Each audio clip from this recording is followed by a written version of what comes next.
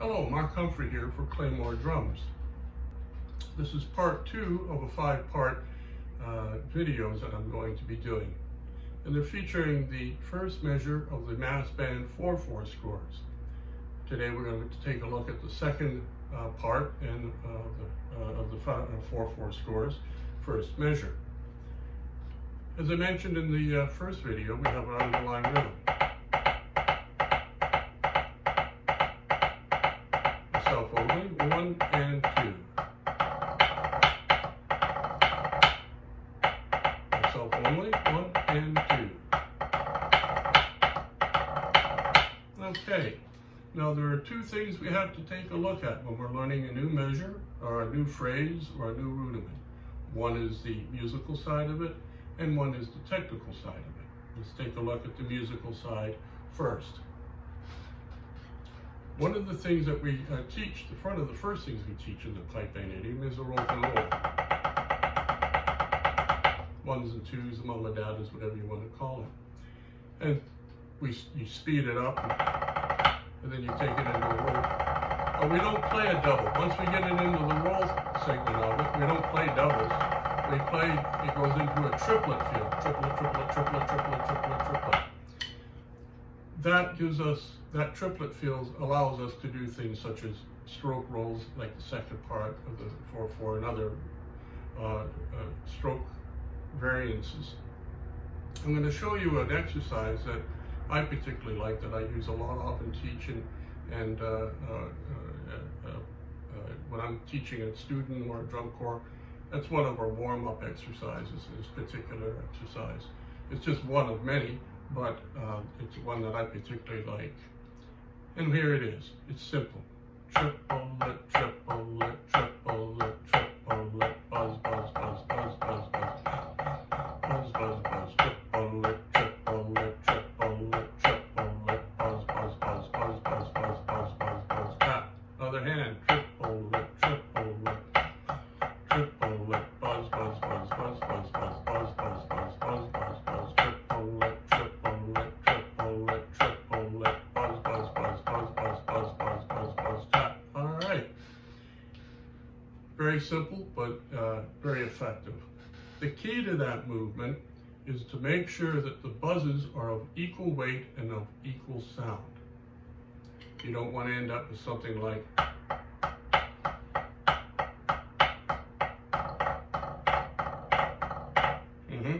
that is known as pulsing the roll, and you don't want to do that. It's not a good sound.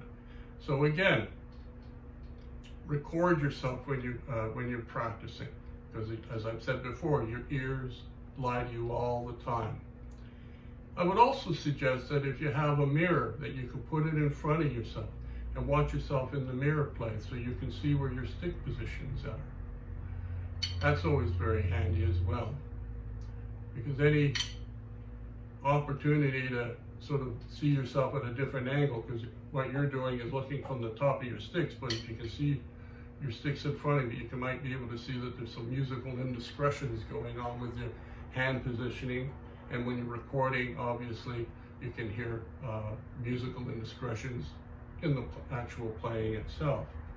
So let's take a look at that triplet exercise again. Once you've gotten it down at a slow speed, and that's the key, nice and slow, and you feel, speed it up.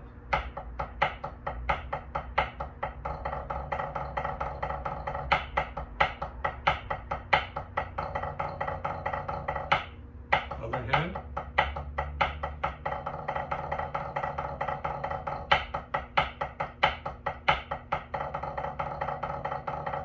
Right?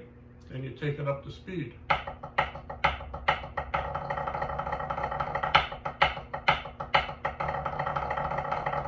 Triplet, triplet, triplet, triplet, triplet, triplet, triplet, triplet. 1, 2, 3, 4, sorry. So you get the idea there. As you feel more comfortable with it, pick the tempo up and take it into that roll. Triplet, triplet, triplet, triplet, triplet, triplet. Now, when you're playing it in the actual part, remember the emphasis is on the roll, not the accent. I hear a lot of drum corps playing this, where they think that the accent is the big part of it. It's not. It's the roll quality.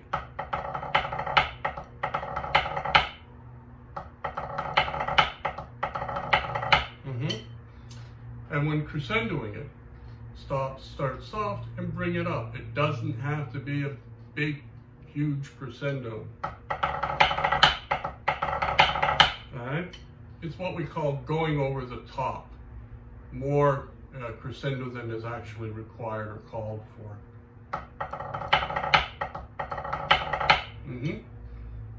Remember, this is a practice pad. It's not a drum.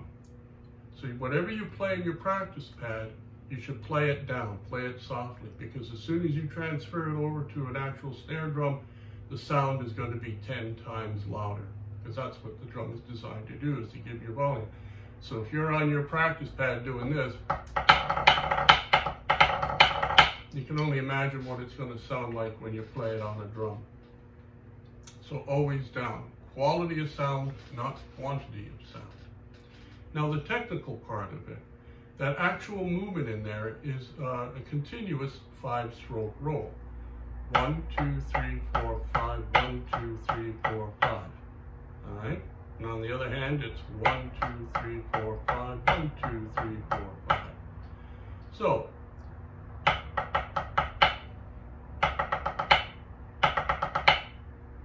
right?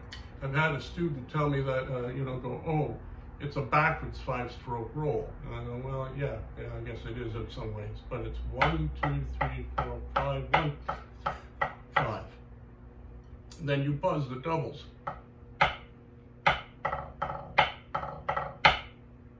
Other hand.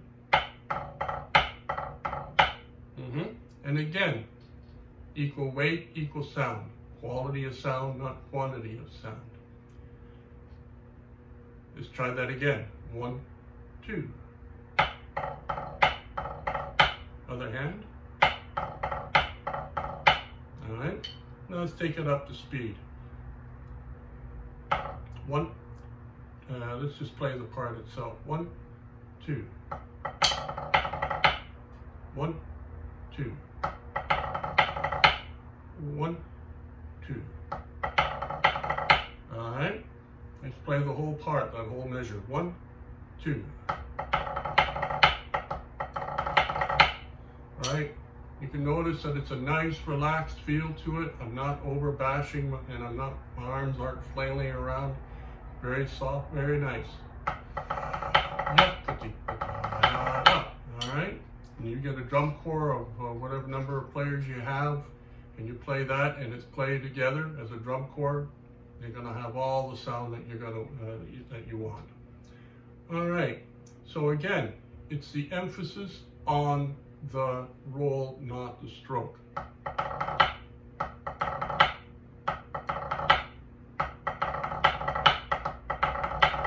And it has to be a clean stroke. What I hear some players do is this. It's not a clean tap, it's just an emphasized roll pulse. Not good. Good enough never is, and you're only cheating yourself by playing that. Okay, so that's what that particular part is. Very straightforward. Now the simplified version of it that I have, and they're on YouTube at the moment, simplified mass band drum scores and the time signature. They're on there. And if you like what you hear, drop me an email and I'll send you the hard copies for it. But all I played for that because I feel that the roll is very, very important to get a good quality roll. So all I did was so that we could focus in on that quality roll and just to bring it up just so slightly. All right, here's the original part. All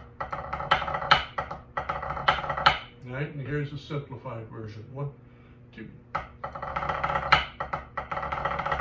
All Alright, so if you've got students in there that are just coming along but aren't quite up to the stroke roll yet, you can have them play that in. It will fit in no problem at all.